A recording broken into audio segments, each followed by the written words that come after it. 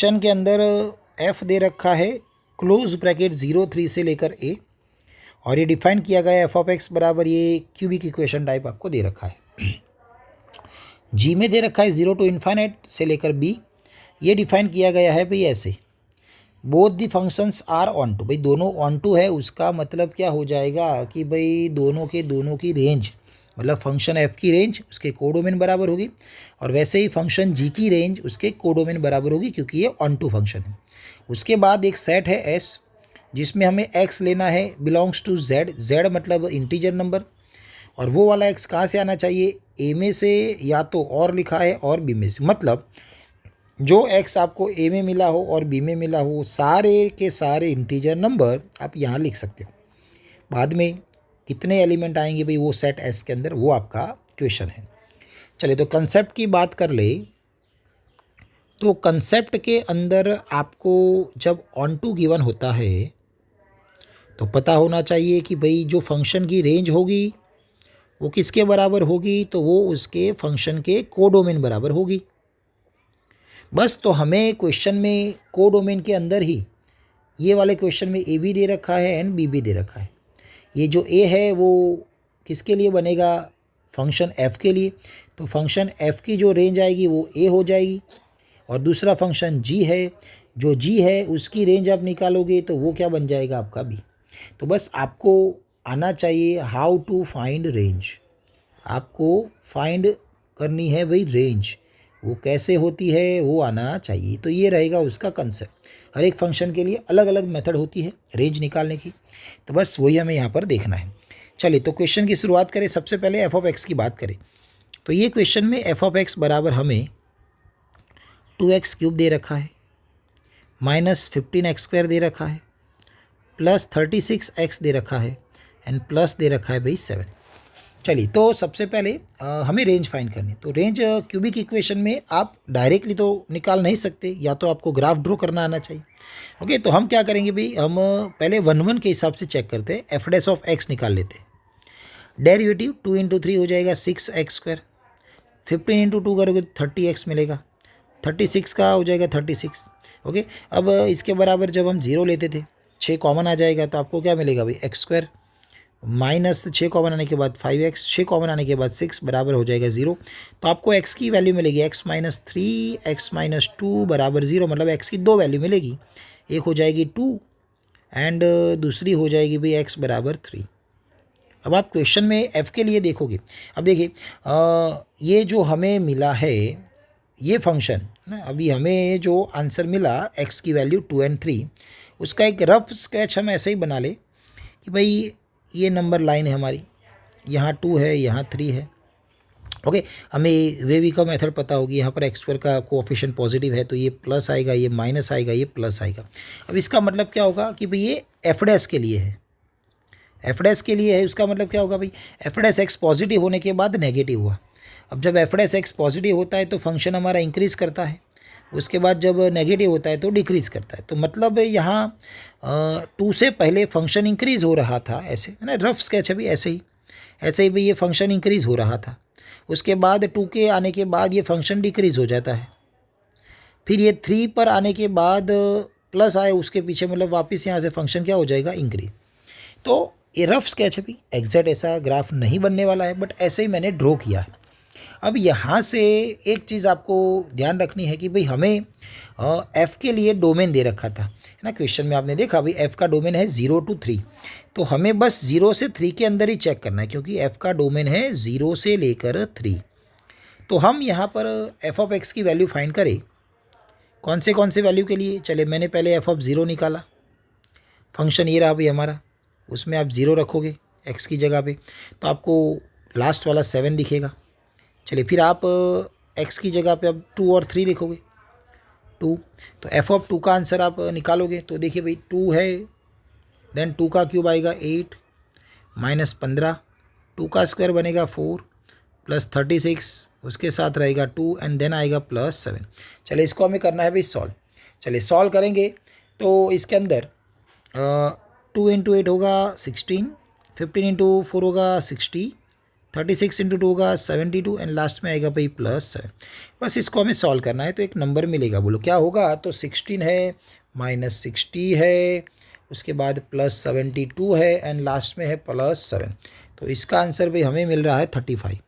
तो एक आंसर आएगा भाई 35, ये आया था भाई 7। चलिए उसके बाद हम x बराबर क्या रखेंगे, 3 रखेंगे।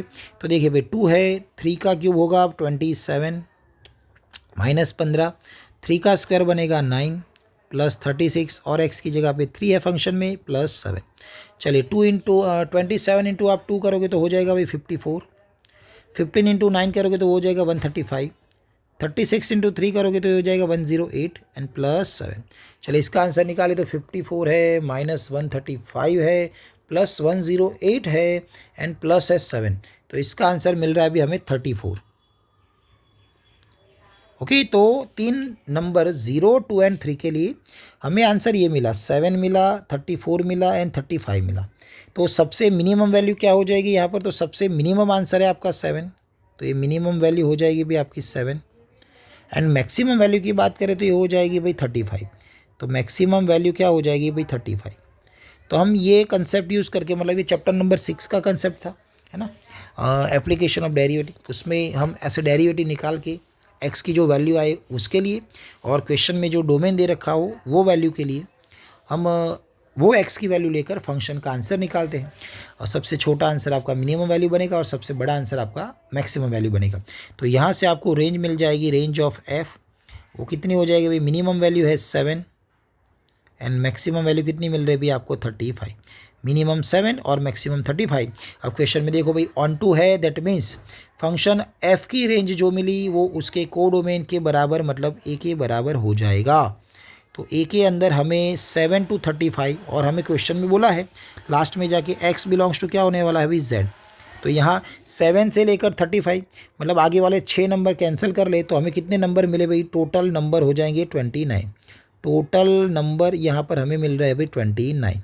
ये अभी f की बात हुई। अब सिमिलर वे में हमें किसको सॉल्व करना है, हमें सॉल्व करना है भाई अब g वाले को। चलिए तो सबसे पहले अब g के लिए देखा जाए, g की रेंज निकालनी है। चलिए तो g ऑफ x हमें यहाँ पर दे रखा है, g ऑफ x बराबर x⁻2025 अपॉन में x⁻2025 +1। ओके, अब ये वाले क्वेश्चन की रेंज हम कैसे निकालते थे, सॉरी यहाँ पर कुछ लिखने में मिस्टेक हो गई है भाई। चलिए तो फिर से एक बार लिख लेते हैं। यहाँ पर हमारे पास g ऑफ x है x⁻2025 अपॉन x⁻2025 +1। ये वाले फंक्शन की हम रेंज कैसे निकालते थे, तो हमें ऊपर कांस्टेंट लाना पड़ता है। तो ये x⁻2025 निकालने के लिए हम क्या करेंगे भाई, +1 करेंगे एंड पीछे क्या करेंगे भाई -1। फिर उसको सेपरेट कर लेंगे, जो डिनोमिनेटर था उसको हम सेपरेट करेंगे भाई ऐसे, ये इसके साथ भी जाएगा और यहाँ नीचे भी जाएगा। अब ये हो जाएगा कैंसिल, तो आपको मिलेगा 1 एंड -1 अपॉन x⁻2025 प्लस हो जाएगा 1। ये हो जाएगा हमारा g ऑफ x। जो g ऑफ x था उसका हमने बस सिंप्लीफिकेशन यहाँ पर दिया तो हमें ये मिल जाता है। अब देखिए g के लिए डोमेन क्या था भाई, डोमेन, तो डोमेन में आपको गिवन है 0 से लेकर इनफाइनाइट। ओके, अब ये 0 से इनफाइनाइट है। सबसे पहले हम उसका डेरिवेटिव निकाल ले, तो g' ऑफ x क्या आएगा, क्योंकि हमें इंक्रीजिंग डिक्रीजिंग चेक करना पड़ता है। तो g' ऑफ x हम निकाल ले, पहले यहाँ से फिर से एक बार लिख ले नीचे g' ऑफ x। तो यहाँ मैं निकाल लूँ भाई g' ऑफ x। चलिए तो जगह कम है बट चलेगा। g' ऑफ x, 1 का डेरिवेटिव 0 -1 अपॉन x का डेरिवेटिव हम क्या करते हैं भाई, -1 अपॉन जो भी हो उसका स्क्वायर आएगा, x⁻2025 +1 उसका बनेगा स्क्वायर इंटू x की पावर का डेरिवेटिव 2025 आ गया और x की कितनी पावर हो जाएगी 2024।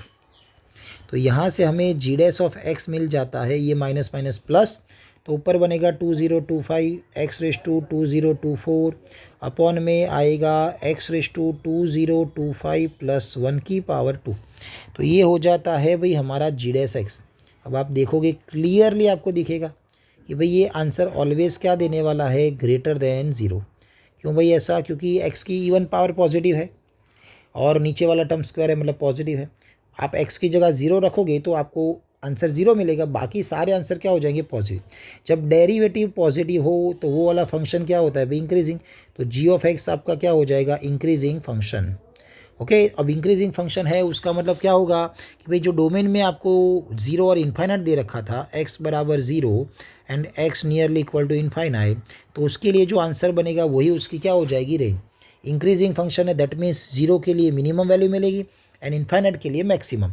चलिए उसको मैं जी ऑफ एक्स के अंदर रख लूँ, ये रहा भाई हमारा जी ऑफ एक्स। तो 1 माइनस 1 अपॉन एक्स की जगह पे 0 आएगा तो 0 प्लस 1, तो ये आंसर 1 माइनस 1 क्या हो जाएगा भाई 0। 0 लेने के लिए आंसर 0 आ रहा। ओके, 0 लेने से आंसर हमारा 0 आ रहा है। चलिए अब इन्फाइनाइट रखना है, तो 1 माइनस 1 अपॉन ये इन्फाइनाइट की 2025 करोगे तो वो तो इन्फाइनाइट ही आएगी, और 1 अपॉन इन्फाइनाइट को आप 0 सोच सकते हो भाई, तो आंसर क्या आएगा 1। तो हमारी जो रेंज है जी की, रेंज ऑफ जी क्या मिल जाती है भाई 0, आंसर क्लियरली मिला है, एग्जैक्ट 0 मिला था, और इन्फाइनाइट हम ले नहीं सकते इसलिए जो 1 आंसर मिला है वो ओपन में आएगा, क्योंकि 1 जो आंसर आया वो इन्फाइनाइट के लिए, इन्फाइनाइट नंबर कौन सा होगा हमें नहीं पता।